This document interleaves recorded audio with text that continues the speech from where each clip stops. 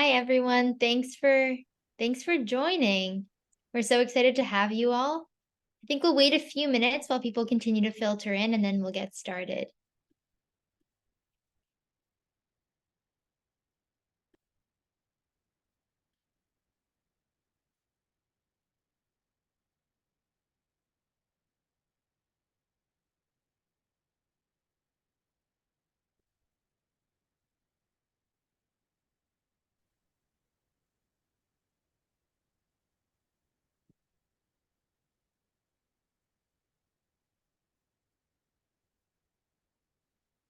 Perfect. For those of you who are joining now, we're just waiting for everyone to kind of continue to filter in, and then we'll get started in a few minutes.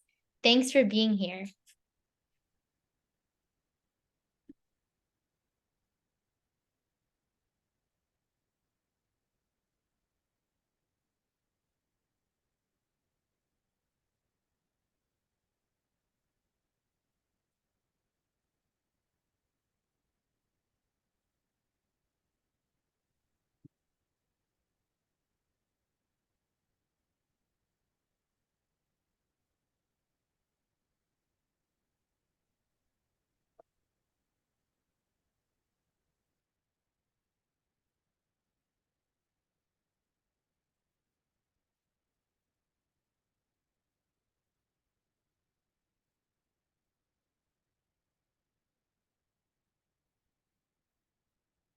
I think we'll give it one more minute, and then we can dive right in.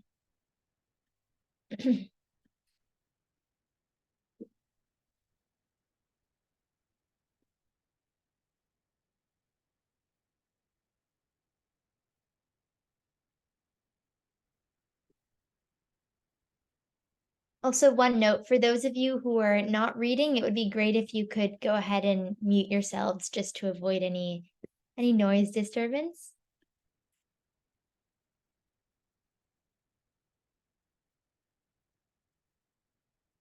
Okay, perfect. I think it's 5 past 5. I think we can probably go ahead and get started. Thank you all so much for being here, and welcome to the issue 47 release reading. We're so thrilled to have you to hear our wonderful readers tonight, and we have a fantastic lineup. My name is Divya Mehrish, and I am a writer from New York City, and I'm the Associate Director of Content here at Adroit. I'm a junior at Stanford University currently. There's been so much hard work put into the creation of this issue, and I'm really excited to be hosting this reading tonight. Before we start, I want to announce to you all that our new issue drops on Thursday, so please be on lookout for that. We've really put together a truly beautiful issue and can't wait for all of you to read it. I also want to introduce two very special readers who are also undergrads who are joining us this evening. Kelly and Kinsale are this year's winners of the annual Adroit Prizes, which are awarded to two exceptional student writers of poetry, fiction, and creative nonfiction who are of secondary or undergraduate status. Their work was chosen from thousands of submissions and is really the best of the best. Kinsale and Kelly, we can't wait to hear from you at the end of the reading. Without further ado, let's get started. Our first reader is Diannely Antigua, who is a Dominican American poet and educator, born and raised in Massachusetts. Her debut collection, Ugly Music, was the winner of the Pamet River Prize and a 2020 Whiting Award. Her second collection, Good Monster, is forthcoming in 2024.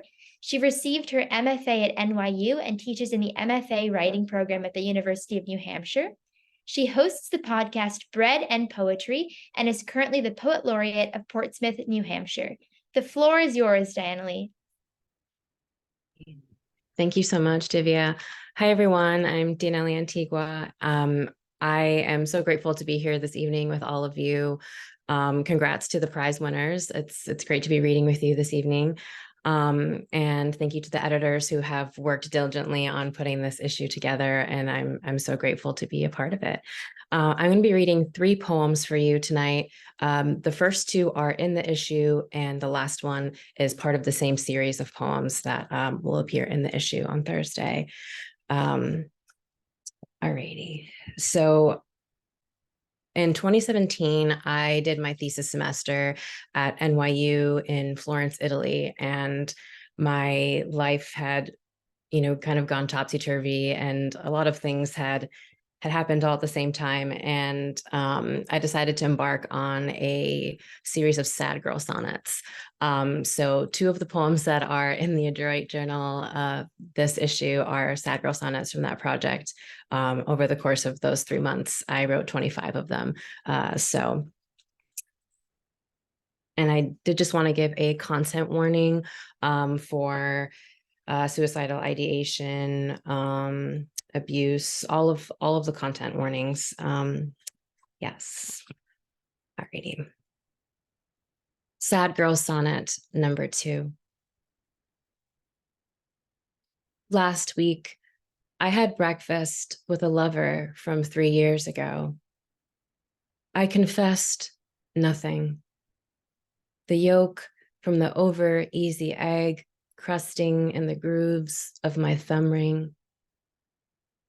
I'd like to believe it's a sign for something. They change the pH, dicks, not eggs.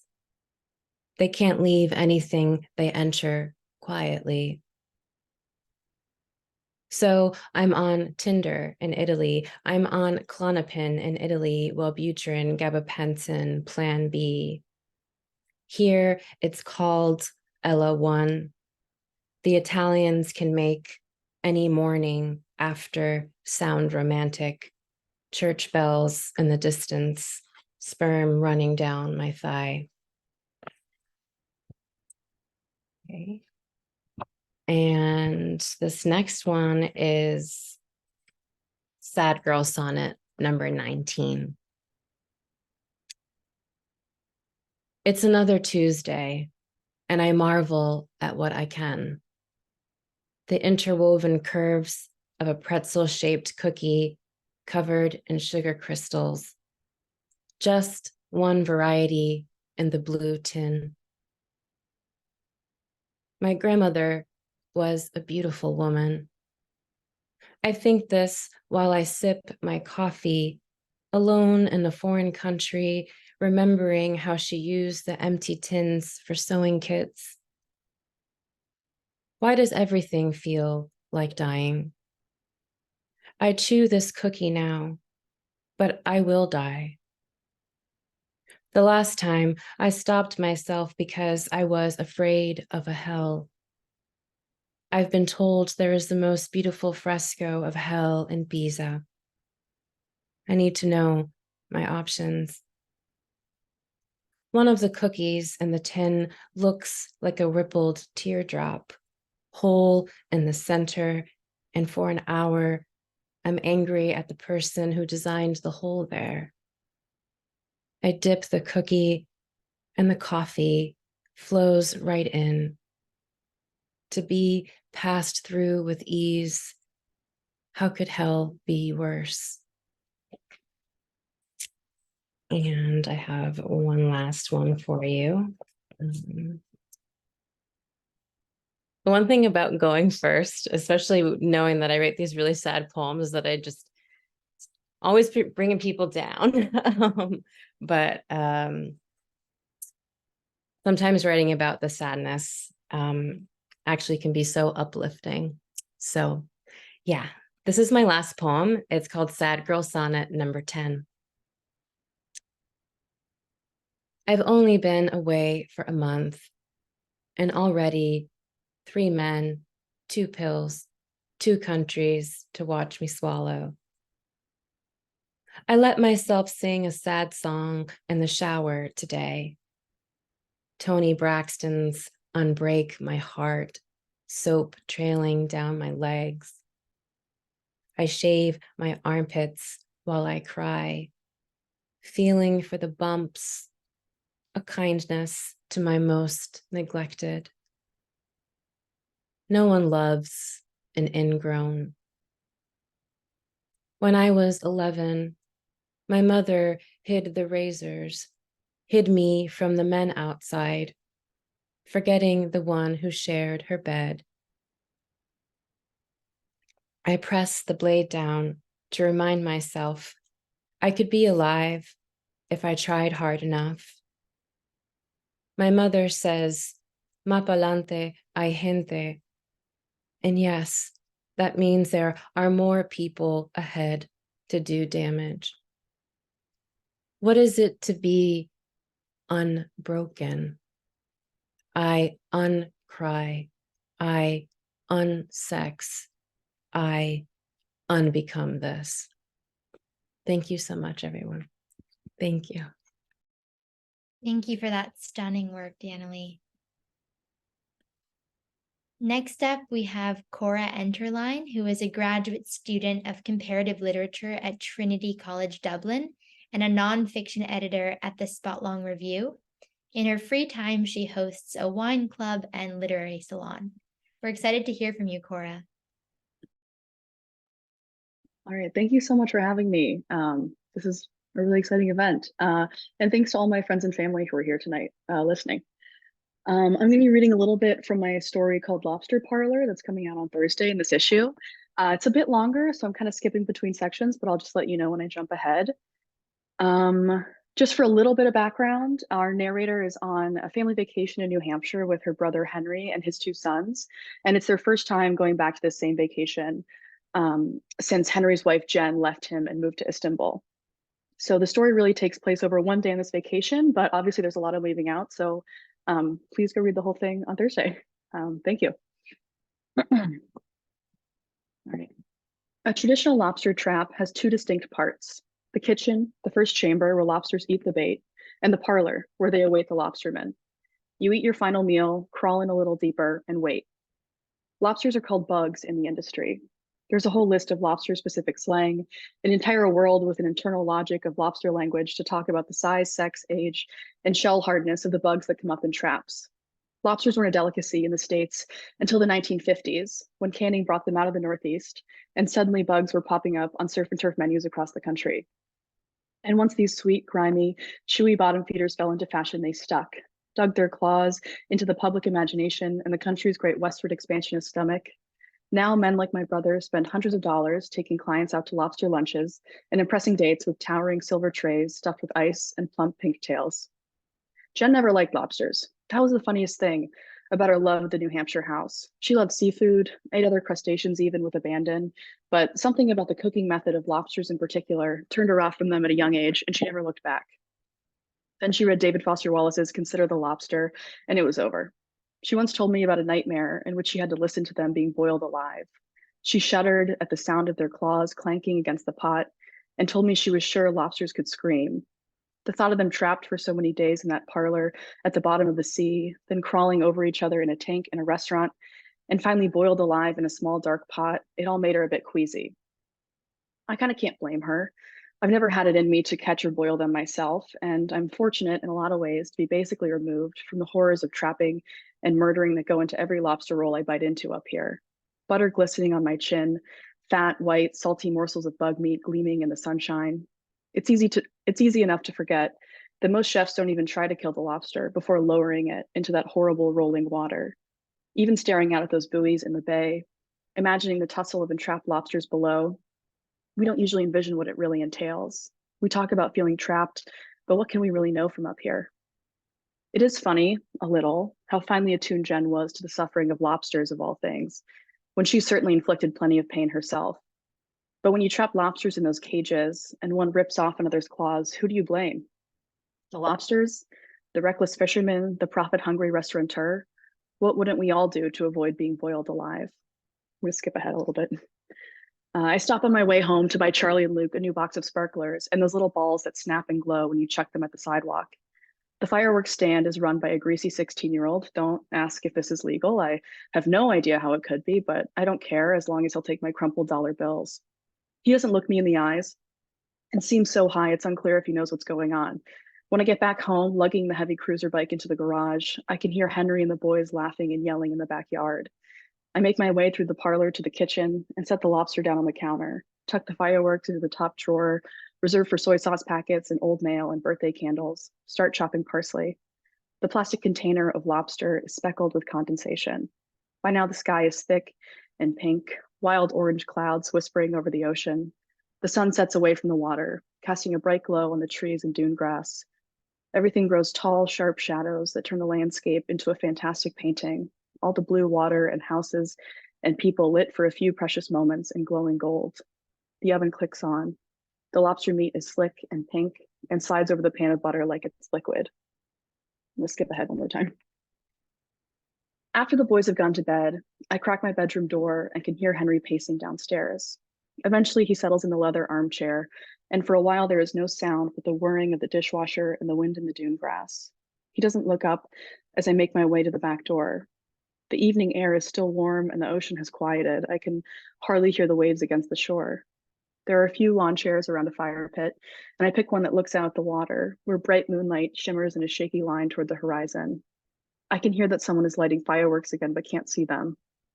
The other houses by the water are lit up and they look warm and inviting, almost like they should have cartoon plumes of smoke pouring from their chimneys. I imagine I can hear music coming from one of them. Peering back over my shoulder, I see that our house has only the living room light on. Henry's silhouetted head is turned away from me, and there is no music. Looking back out at the water, I'm calculating what time it is in Istanbul, wondering what the water looks like this afternoon, if it's too hot to be lounging out like this. I went to Istanbul once for a weekend in college. I was by myself and my phone didn't work, so I spent the 3 days memorizing the city on foot. On the second day, a man offered me a tour of a mosque and cemetery, lifting my scarf over my head as we entered. He insisted I visit his family's rug shop where his grandfather served me mint tea and told me about the history of Turkish rug making. He kept telling me to wait for him, that he would move to America and make me his girlfriend and we could be together. I laughed in the winter sun and just said, maybe. I bought a miniature rug to hang on my wall, and I remember how much Jen loved it. It's beautiful, she said. Turkey. She told me I was brave for going alone, and I laughed. It's not that hard, I told her, once you get yourself on the plane. That moment echoes back to me from across the bay. A bird cries somewhere down the beach. What feels brave now is turning around, going back into the house and waking up tomorrow and taking the boys to the beach again so that Henry can get back on the phone with Paris. Someday the bravery is in staying and forgiving him even when I know he will not apologize. It's harder not to forgive someone when you can't get away from them. But I also guess she'd already done a lot of forgiving by the time she got out. And would I blame another lobster for escaping, if they could? What can the rest of us do, declawed, left behind in a narrow tank? What do you do with the kind of guilt that buries you up to your neck in it? I dig my feet mindlessly into the sand, the top layer still warm from the sun, and the grains run over my skin like water. In a week, we will shut the garage door on our bikes, which aren't even ours or hers, but just the same bikes that are always in this house when we visit, and take the train back down to the city. Someday I will ask him again. Someday, maybe, I will return to Istanbul. But for now, I sip my wine, feel the hot, acidic gulp of it in my chest, and listen as the water gently laps sea foam onto the shore. Dozens of buoys block out perfect circles of black in the watery moonlight, and I wonder how long a lobster might sit in one of those cages before a lobsterman heaves the contraption up and over the side of his faded white boat. What it feels like to be pulled suddenly into the air in the sun, hoisted like a freshly caged animal. Thank you. Thank you so much, Cora. I can't wait to read more of your work on Thursday. Next, we have James Hall, who is the author of Romantic Comedy, which was selected by Diane Seuss for the Levis Reading Prize, as well as Now You're the Enemy, and a book of personal lyric essays called I Liked You Better Before I Knew You So Well. With the poet Aaron Smith, they co-host Breaking Form, a podcast of poetry and culture. The floor is yours, James. Thank you so much. It is an honor to be here tonight. I love Adroit. The work that you all do is just fabulous and amazing. You all work really hard to make great literature free and accessible to people. I love teaching Adroit too to my undergrads, so this is just a real pleasure. I am going to read two poems, new poems. One is in the issue, but I'll start with this sort of small poem that is about suicidal ideation and imagination. It's called The Land Where Unresolved Stories Live Forever. Here, the uncaught bank robber has his fake mustache styled every week. Here, the pilot circles the earth, fuel tank perpetually full. My mother says my father laughed before he died in his sleep, but at what punchline we'll never know. Finding the name of your terminal disease is what this place is for. Why'd they do it? Why you and not someone else? Why did D.B. Cooper jump from a plane, vanishing into the Pacific landscape, becoming persistent imagination? The book of Revelation is the worst for what it promises. Maybe my father's laugh was a cry. My mother needs to hear differently. Or maybe it was joy waiting, arms out like a favorite aunt. For how many other future suicides in this room is that a dangerous truth? I want to live. I want to say. No. I want to say. The next poem is in the issue, and its title refers to Darwin's laws of inheritance in his section on sexual selection in The Descent of Man, which was published first in 1871. The poem is about like how we come to know stuff about sex and also how we come to talk about sex. So this is inheritance at corresponding periods of life, at corresponding seasons of the year, as limited by sex. Some species mate, then decapitate. Some frogs never reproduce the same place twice. Some species film with fancy cameras their fucking. My father said my mother requested one night to be whipped by strangers. No species lack pleasure receptors in their ears. Some bees use sex as revenge, some as memory. Fell ponies never uncouple. Some sharks orgasm with their eyes, so can never trust their seeing. My father said, I can't do it. Sent my brother inside the porn store to buy what my mother wanted. Some call out to a god, others to excrement. I am not making equivalencies. Finches sing to seduce. Ornithologists theorize the same song also eulogizes if produced in a tree hollow.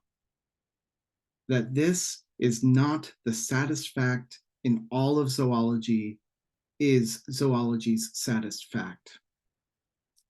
Unprompted, my mother told me she loved my father like a brother. Some mate for safety, to avoid sadness, to self-flagellate. Some say there, as if pushing on a bruise. After her affairs, my father forgave his wife. For all species, desire is the most boring verb, yet they connive for it most hours. Some species of snake copulate in hopes they are another species altogether. Grunion bury their spawn in sand. My mother said she would have aborted me, but the clinic was closed. When whales abandon a grieving mother, she does not find kindness again. Some lives are taken down to salt, some to water. Some species invent facts about the living to explain the dead. I cannot fathom the bones I find in the woods pose themselves like this, though some species of grief find meaning in minutia, a mechanism for survival. It is hard to imagine a face for each skull. Thank you very much. Thank you so much, James. That was so lovely. Next, we have Amanda Machado, who has been published in The Atlantic, Guernica, The Washington Post, Slate, The Guardian, and more. In addition to their essay writing, Amanda also is a public speaker and workshop facilitator on issues of justice and anti-oppression for organizations around the world. She currently lives on unceded Ohlone land in Oakland. Please welcome Amanda. Thank you all so much for being here. Thank you, Adroit, for having me. First, I just want to acknowledge, I know it's very jarring for many of us. It certainly is jarring for me after the last few weeks that we've observed on the internet, all the violence that's been happening. It's incredibly jarring to be here at this reading. So I just want to say that, start with that, and acknowledge what a lot of us are holding and bringing with us as we read today. And with that, I also want to say there's a content warning for my piece. My piece is about sexual assault. In the excerpt I'm about to read today, I don't describe any incident of assault in detail, but I do allude and refer to it often. So I wanted to mention that as well. I've identified as a survivor for many years, and I've publicly shared a lot of stories about survivorship in my writing. And this piece that I'm about to read today is actually a response to a piece I wrote a few years ago where I shared about an incident that happened to me at a festival while I was traveling when I was 24 years old. And I started to find it interesting that whenever I would share this story publicly, I started to see a pattern of mostly straight cis men responding to this essay in the same exact way, almost in an identical way. And what that was that they would respond to the incident that I shared by saying, if I was there, if I had been there, this wouldn't have happened. Because I would have protected you from having that happen. And after hearing this over and over again as a response to that essay, it made me think a lot about the idea of protection and how I was raised to think about protection growing up, how it's been defined in my childhood and in my early 20s, and how I'd like to redefine what it means to protect someone and to protect each other. So this essay is basically me grappling with those questions and also a response to those men that would share that with me. So here's an excerpt. The essay is called The Abstract Rage to Protect. In his essay, What Is It Like to Be a Man?, writer Phil Christman says, when I try to nail down what masculinity is, what imperative gives rise to all this pain-seeking and stoicism, this showboating asceticism and loud silence, I come back to this. Masculinity is an abstract rage to protect. The most important men in my life define their masculinity this way. As a child, I grew up hearing so many stories of how my older brother protected my younger brother, fighting against every bully that pushed my younger brother around. As his big brother, I had to protect him, my older brother would say. The men I loved lived in this web of inevitability. As a man, you have to protect the ones you love, and to protect the ones you love, you had to fight for them. Throughout my 20s, I often dated men who loved in this same way, with a love language they perceived as protection, but often presented itself as violence. I dated men who bumped chests with other men or pushed shoulders after an insult, men who stood tall, locking foreheads with the man in front of them and said, we can solve this in only 2 ways. A part of me felt safety around men like this. I felt reassured by their instant loyalty in uncertain situations. I even felt attracted to their confidence. As a woman, I was told that this is what I needed, a brave man who wouldn't flinch at danger, a man who you knew would protect you. Still, another part of me worried there must be something unhealthy to this kind of behavior, a red flag of a man so willing to preemptively put his body on the line at any moment. There's a difference between a man's sense of protection and a man's sense of violence, a male friend once reassured me, but I never could tell the difference. After a few months of being together, I would begin asking the men I dated questions about their relationship to fighting. How many fights had they been in, and under what circumstances? Maybe sometimes I was really asking, will you take care of me? And maybe sometimes I was really asking, how scary are you? Or maybe I was asking everything at once because even I didn't know what the answer should be. When I am 26 and dating Elle, we live in a city where women are warned constantly about the high rate of sexual assault and harassment. Back home, loved ones worry about me, but the truth is men harass me less with Elle around. They don't follow me home. They don't comment on my body. They don't grab my arm and say, hey, I'm talking to you, as they often do when I walk alone. One afternoon while grocery shopping, a man approaches me and refuses to leave me alone. He does not accept my plea until he sees Elle walking towards us.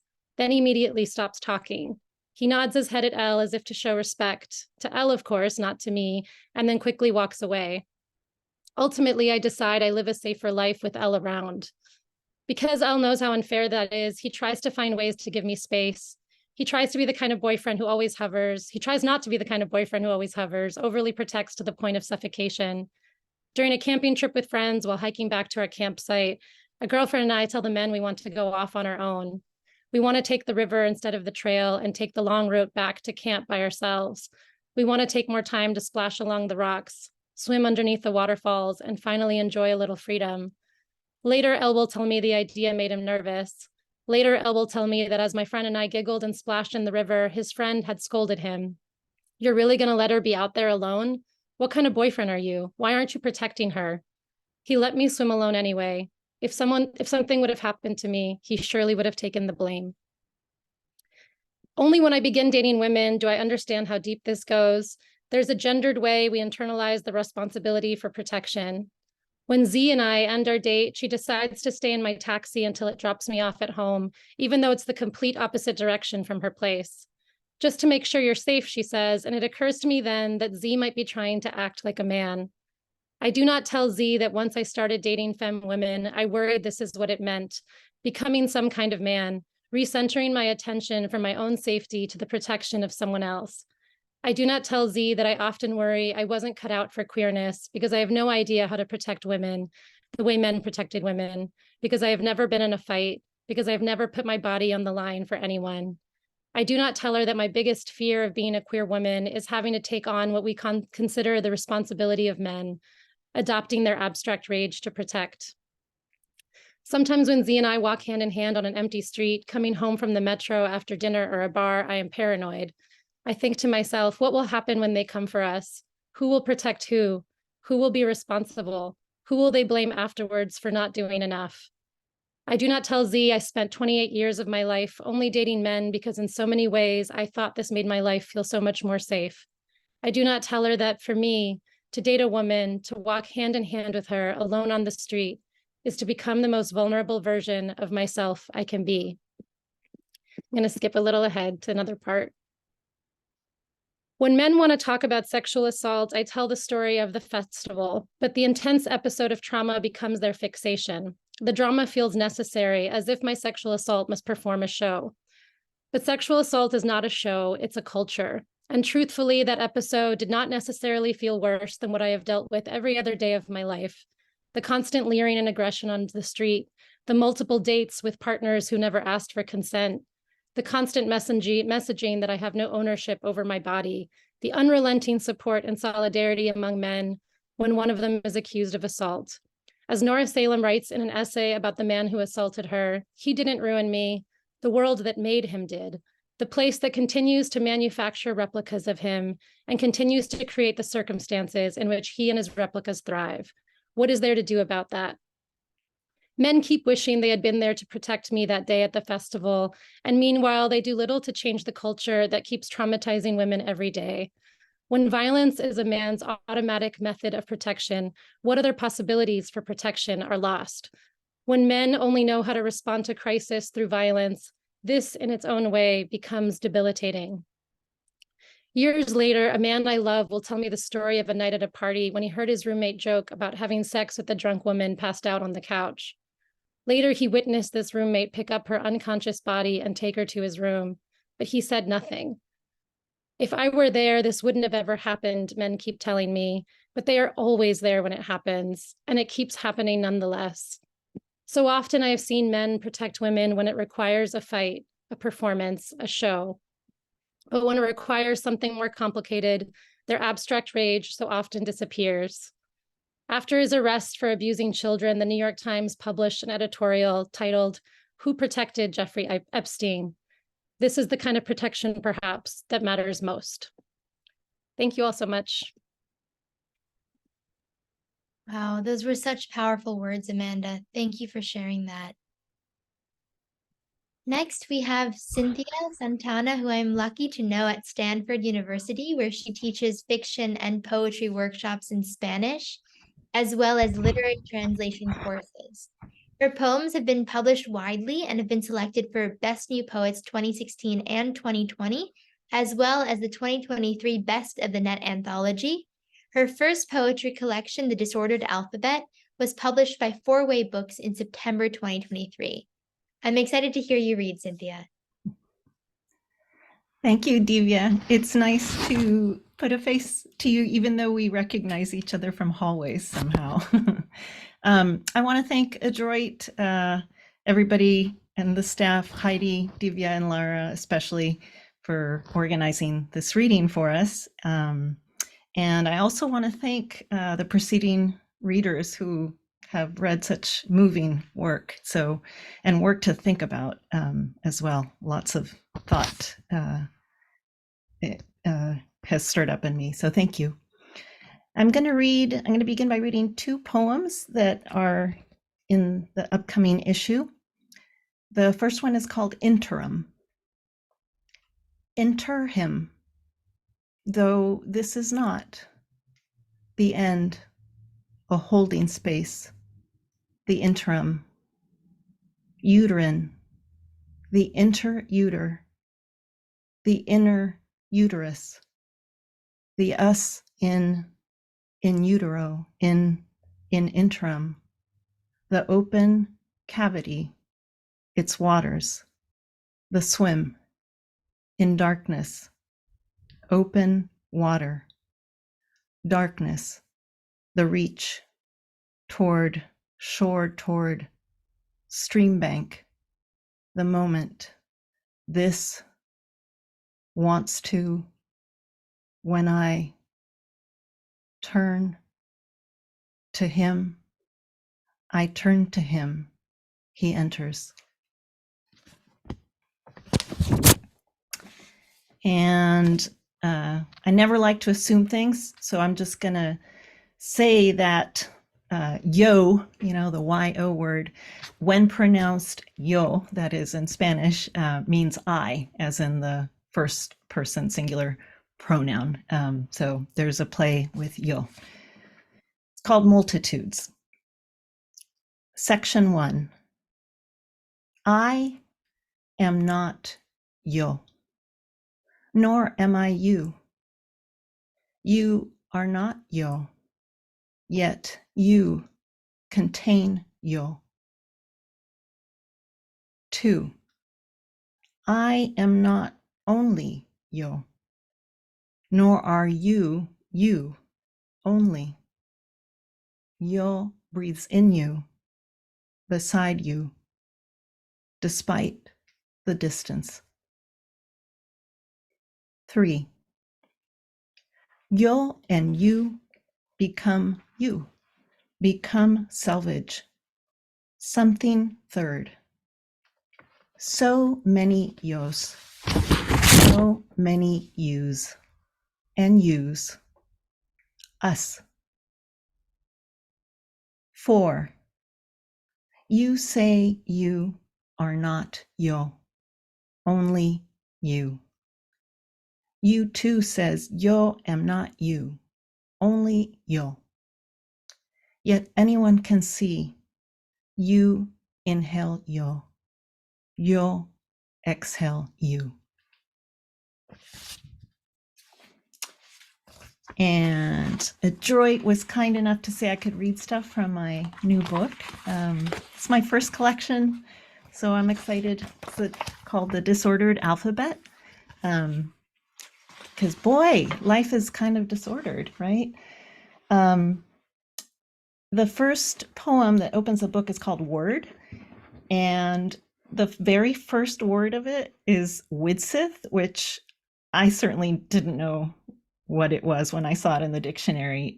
It's the name of an Old English poem that survives only in a manuscript called the Exeter Book that was compiled in the late 10th century, and it's also the name of the poet. So that's basically what I want to say about that. Word. Widsith spoke, unlocked their word whore. They who sent upon us well cloud of word pour, abundance. We who were made to grow out of the earth and return to it. So in the 600th year of our life, in the 17th day of the month, the windows and the fountains above the great deep broke open at once, and the words rained down upon us for 40 days and 40 nights, which is to say much, but in the words that we used then. What was the matter with us that we did not fear such breaking? What became of all that we did not say with those words before new fallen ones washed them away? The world, as in the beginning, become wild and waste. The face of words not separate and then separate. Words from words as to the waters from the waters. And all the while, the runic wind changing to ruin, even as she-dove showed us a well, and therein the we. And a mouth breathed out a pale blue moth. And from the whirl of a whelk, a newborn elk stepped impossibly out, blinking. All the earth was made wet and webbed wide, a well and a wellspring, a worden, the sluices of heaven wording as we stood in the great rushing wind, within yet without name, turning. So that is actually my W poem. The disordered alphabet contains letters to each letter of the Roman alphabet, as well as some poems that are just about a letter. And I think that I will read.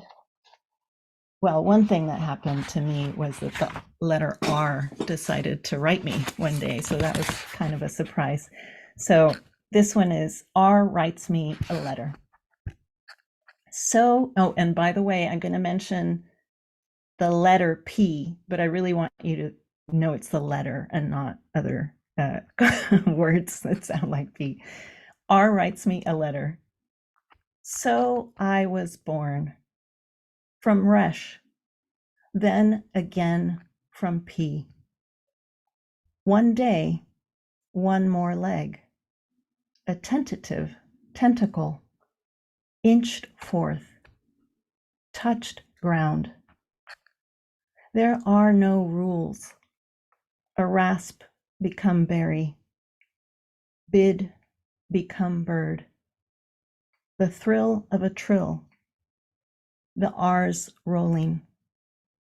And yet, ray, radiant, radiation, orbit, reduced to obit. Railroad ties I have seen burst into flames, entire cities reduced to rubble, to ash, turned. Hush now, shh. There is no rush, no rake that rips out root. Turn ice into rice, your road to ode. Thank you so much. Thank you, Cynthia. That was so beautiful. So happy I got to hear you read. Next up, we have Ahmad Almallah, who was born in Bethlehem, Palestine, and moved to the States when he was 18. His first book of poems in English is Bitter English, published in 2019, and his second book is called Border Wisdom, published in 2023. He is currently artist in residence at UPenn.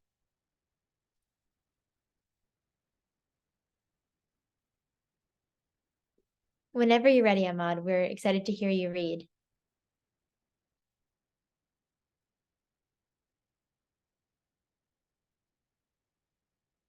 I think you might be muted. Sorry, I am, now you can hear me? Yes, we can hear you well. Thank you. Okay. Well, thank you so much for inviting me. This is a really tough time for me as the war on Gaza continues, and I will read a couple of poems. Of course, the poems that are in this lovely issue, and I will try to read a poem that I wrote recently for Gaza. So I'm reading here from my new book, Border Wisdom, that is coming out from Winter Editions. And this is one of the poems in this issue. Well, in order. Well, in order to reduce you, I'd have to know your name, or I could proceed in my reduction by simply making up one, but it wouldn't be the same. What's happening is not now. What's happening is absent from the memory of familiar things. When music moans inside, no silence can be found. You could go on disturbing, you could go on denying, but the sound will make the echo, and the echo will resound. The brain is just a well. When it fills to the brim, it drowns.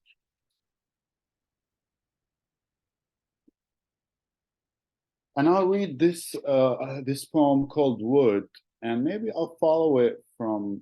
This poem would kind of tries to warm up to childhood memories, and then I'll read a couple of childhood memories in a long poem called Recourse, and then I'll end with this new poem that I wrote recently. Wood. It's true. The architecture of discovery is a strange one, a curious art, maybe the basis of all disaster. What were we expecting to find out in these strange stretches of land? A few boys mining the earth with whatever sharpness they could find, scavenging the construction site for clarity and wood. To build what? To drag what out of where? Am I warming up to some defining memory, or am I simply collapsing whatever comes to mind?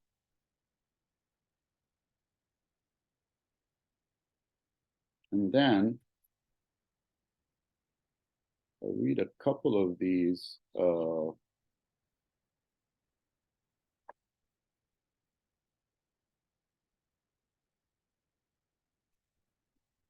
this is called Arms. This is the beginning of a cycle called Recourse. And these are very, very traumatic childhood memories. But I wanted to abstract them rather than make them clear. Arms. The law is clear. An eye for an eye, an ear for an ear.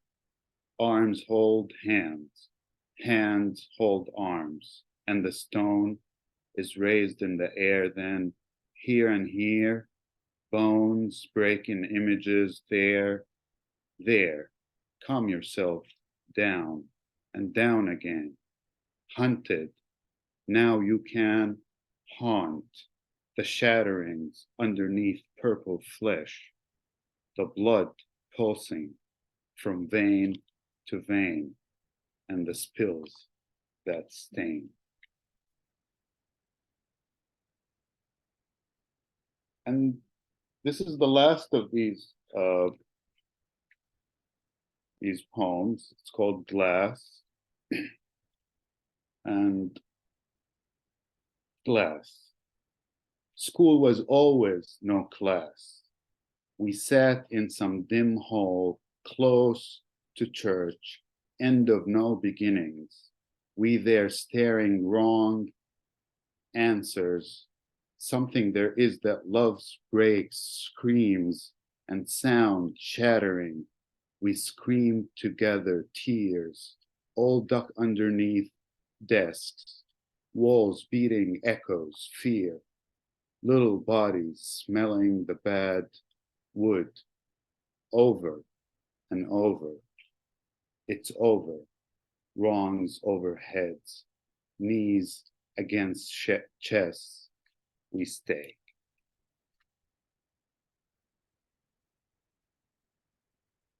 And so this is a recent poem that I wrote for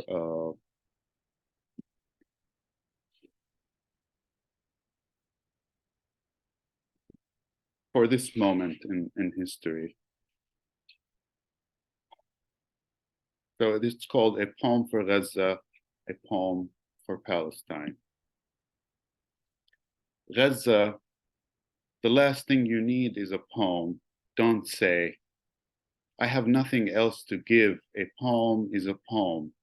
What can it do? Don't say, but simply be like a poem.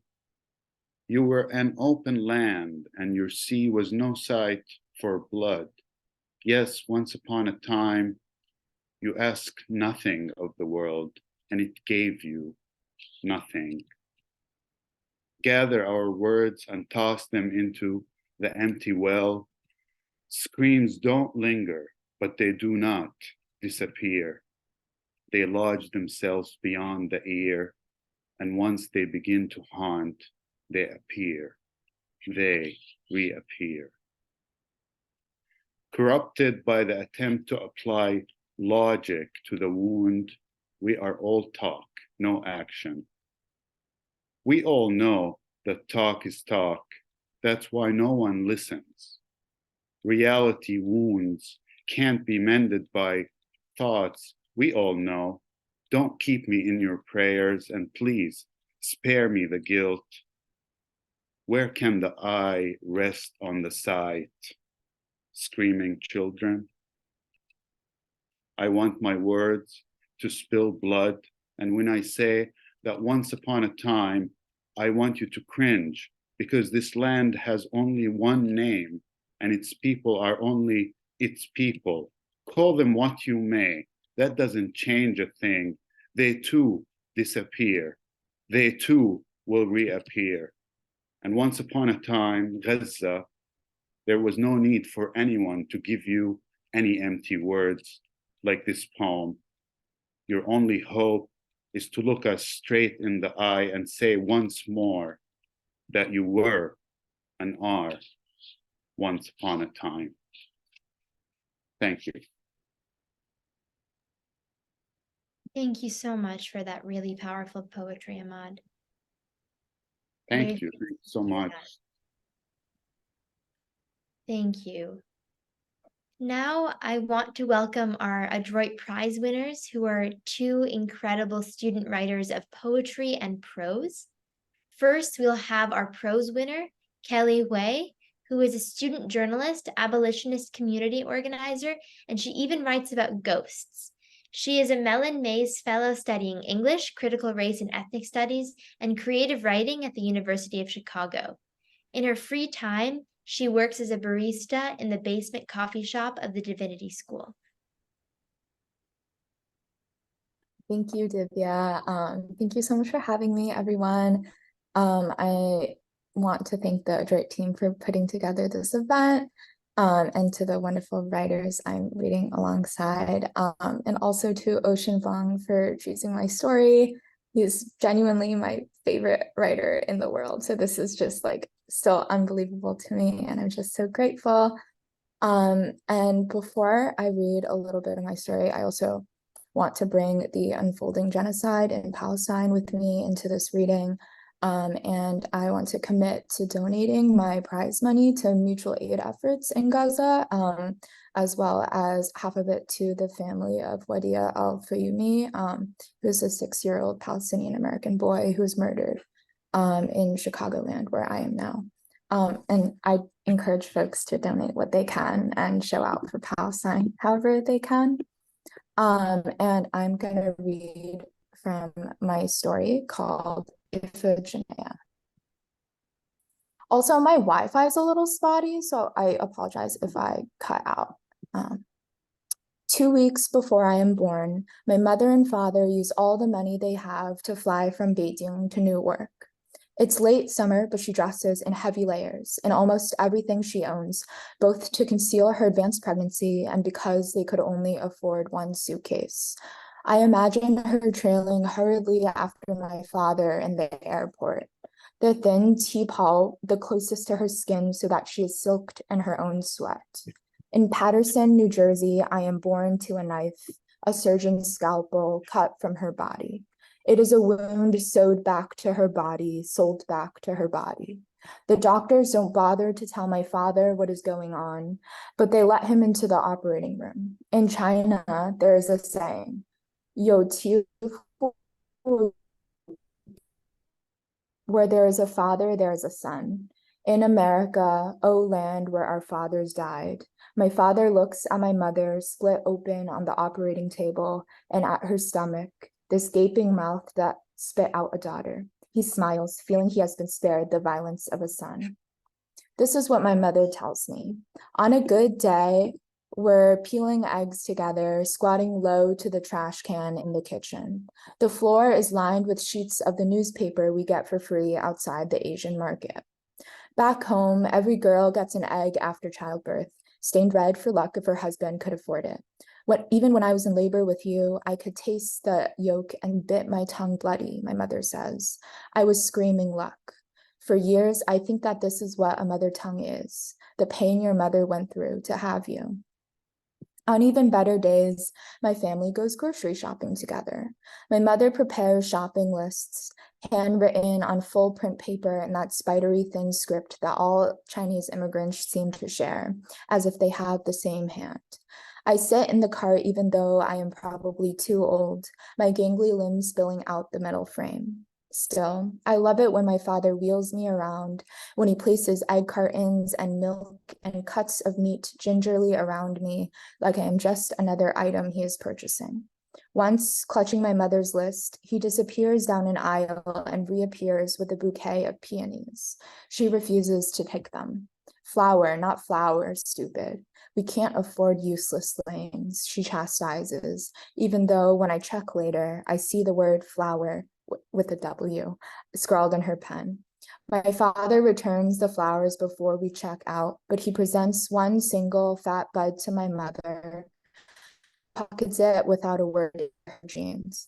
On the car ride back home, I watch from the back seat as she takes out the crushed peony, tiny petals falling all over the car floor, holding it like it's the most precious thing in the world. We arrive back home, not to the white brick colonial with the forsythia-lined path we move into when I'm in high school, but the dingy condo amid a row of dingy condos, like a string of so many teeth that we rented for years before that. When I pretend I'm asleep, my father carries me back to my room in his arms, picking me over all the groceries in the trunk, even the discounted day-old pork chops that might go bad. The bad days. My mother wants to go back to China, but when she tells my father, he laughs in her face, says, only fools go back to the dog that bites them.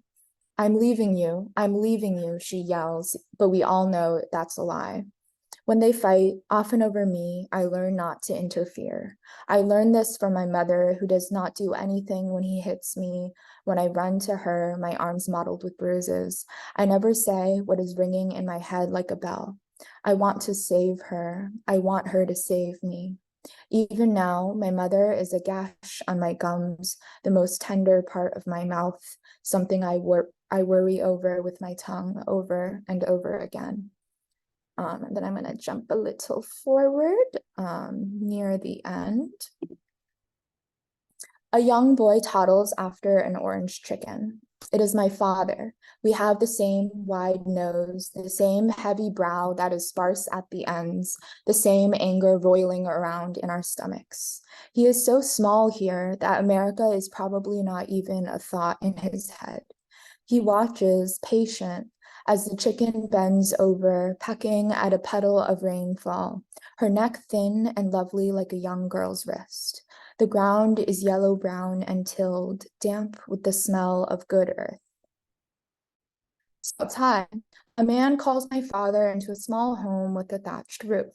He is tall and thin and slightly smudgy, like the dream of an ancestor. This is my grandfather, my yaya, a man who came to stay with us for a year when I was in the 2nd grade and once chased me around the house, threatening to beat me when I took the television remote and changed his wuxia program for an episode of The Winx. My father hurries along and they exchange low, harsh words. I hear the smack of skin, an injured cry. Seconds later, he runs back into the fields, seizing the chicken as she clucks sweetly, wrestling her wings into his small arms. My yeye follows, wrestling the chicken away from his son and holding her with his outstretched arms. Crying, snot running down his young, sun-dark face. My father lifts his hands and presses against the chicken's neck. Has he never been taught that hands can be meant for more than just harm? He twists with all the strength of the man he will become, the hunger for something so big that it can consume everything that was once dear to you. The frantic, terrific cluck, the detestable crack, the juddering sound of bone. These things I know. When the deed is done, he looks up at his father. In a few hours, my yaya will make him pluck the feathers, watch the oil spit under the body in the pot. But for now, my father sinks to the ground, clutching the body of his chicken. As I imagine this all, I think too of my mother, who he has not even met yet. My mother saying I love you for the first time to me on the phone as she boarded her flight to China to be there for her mother's passing, unsure even if she was still alive or dead, crossing waters where the last and cruelest inheritance is tenderness. Thank you. That was so beautiful, Kelly. Thank you. Ocean is also one of my idols. Everyone should go read Kelly's work on Thursday. Last but certainly not least, we have Kinsale Drake, who is a poet, playwright, and performer based out of the Southwest. She recently graduated from Yale University and was named by Time magazine as an artist representing her decade, changing how we see the world, and is the founder of NDN Girls Book Club. Kinsale, we're so excited to have you. The floor is yours. Hi, good evening. Can you hear me all right? Yeah. Okay, lovely. I'm very happy to be here and listen to such lovely work. I'm also on Ohlone land. I'm calling from San Francisco currently, where I'm based out of, but I've been all over recently. So if you're in Milwaukee or New York or, oh man, Arizona, I've been in your state recently. I want to read the first poem, which was the winning poem, and then I'll just read a few more. I have a collection coming out next year, and some of these are from that, and possibly another that I'll read if I have time. But this is Theme for the Nautical Cowboy. So the collection I wrote, just very quickly, is based around music and lyricism. Basically, it's very influenced by both music and ethnomusicology and also the analysis of ethnomusicology. So if you want to keep that in mind, if you hear me talking about a bunch of musicians, that's why. Theme for the Nautical Cowboy. My mother wouldn't let me go to the rodeo when I was younger, so I jet off with my girl in her truck to a George Strait song. It's in our cosmology to chase the tails of dogs over the horizon, and the sky stretches. Map of strange stars. I list the star signs of my exes, none of them from Texas. We cheers our Baja Blasts. Almost all sacred things are blue. Baby blue, you joke that you'll never date a white boy. You sing a love song to shit straight hair in nighttime eyes. The compass needle stays glued to the moon. I catch your eyes in every mirror. There was once a prehistoric ocean all around us, even whales. We puff out the great swimming shapes of their bodies, this layer of rock trilobites, this layer, some ancient eel. How small we are, how funny. Massive fish ghosts vibrate to George Strait. Time is read backwards in the rock body, oldest to the top, magma pushing what's fresh to the surface. Your hand skims the deep blue sandstone, these long cooled shells, teardrop, turquoise sliver of horizon, the creeping river invisible in the dark. Here's to you, ancient and alive. The sky stretches, full of old and older ghosts, our once and forever waiting pool. I'm very happy that that poem was chosen as a winner because it's one of my favorite poems and one of my silliest poems, I think. I think it's possible to write about serious things like colonialism and decolonialism, but also, you know, it can be something talked about in language that is loved and beloved. So this poem very much takes some things and flips them around and puts them underwater and pulls out their shape. And it was just a very fun poem to read. Also, I'm queer. So, you know, once you notice I'm in the car with a girl, you're like, wait a second. The poem I'll read after this is another poem coming out. This one's called Navajo Mountain, and it's a poem. it's a poem about photographs and roofs collapsing. Navajo Mountain. My grandpa's house collapsed. I was looking out the window to a photograph of a daughter gone far away, filled with thorns. I made love once on that bed. I told a boy I loved him once there, where the electrical wiring and the insulation weave a rug beneath the yawning roof. My mother sends a text message, a photo of the bright pink, my insides. When I was little, I swallowed my grandma's iron pills and shit stuff black. The night. The inside of a lover's eye. Let's be fancy about it, please. On the way to the doctor's, my mother fed me orange chips, green soda, blue bubblegum, pink candy. I dreamed of the warm bed at home, my grandpa and his sweet tooth, his bum stuck out playing basketball. My mother let me piss like a racehorse, and I laughed for days. I let it almost kill me. The way that roof laughed inwards and heaved in two, all the fallout. Honey, can you remember what color the insides were? In the photo, the couple is looking out towards the light. Their daughter is somewhere there babbling. She has not had her heart stop yet from a man. There she goes with her shiny chrome heart inheritance. Stupid as a songbird, but singing nonetheless. Okay, and the last piece I'm going to read is, I'm going to read Baby Carrots, which I published on my Instagram, but might be forthcoming in something. I am a huge fan of Natalie Diaz, by the way.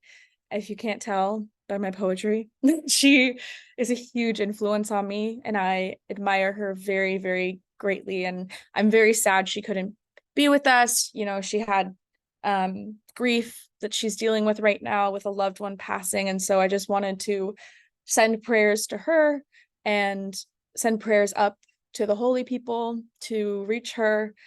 Truly, she is one of my biggest inspirations. And so it feels like, I'm speaking to her a bit with these poems that are going to be published. But I like this one because it's tender, and it was an important poem for grieving for me, even though its subject is very small, literally.